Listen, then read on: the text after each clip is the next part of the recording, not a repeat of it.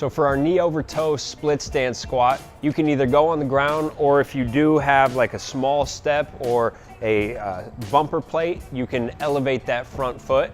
And so if you have something to hold on to, then start with a supported version. So I'm holding onto the power rack, and then I'm just gonna come into a split squat, but instead of dropping straight down, I want you to shift forward so that you can get your knee as far as you can over the toe.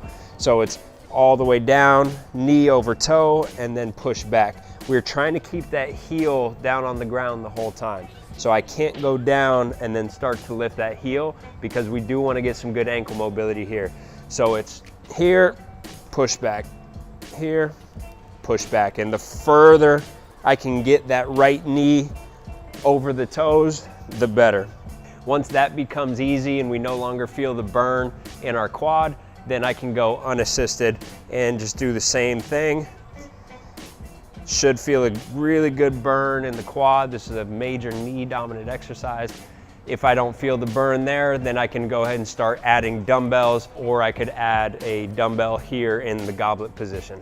So the reason we're doing this split squat with our knee going over the toe is because we're trying to gradually train that position.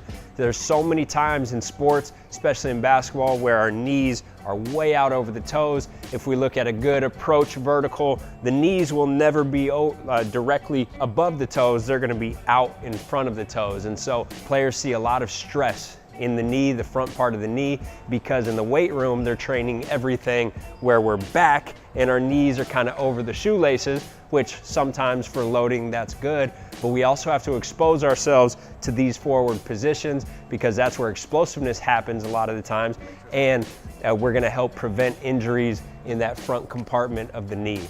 So you got to be careful with these. If you have patellar tendonitis or you have knee issues, you might want to skip this if it causes pain. But if you can get through this without significantly elevating your pain, say above like a 5 out of 10 on the pain scale, then this is going to be very good for you to start light, start with assistance, start holding on to something, and then gradually progress to body weight, and then eventually actually holding weights. We don't want to feel pain here. We want to get to that point where it's almost causing a little discomfort in that knee, but we don't push past that point.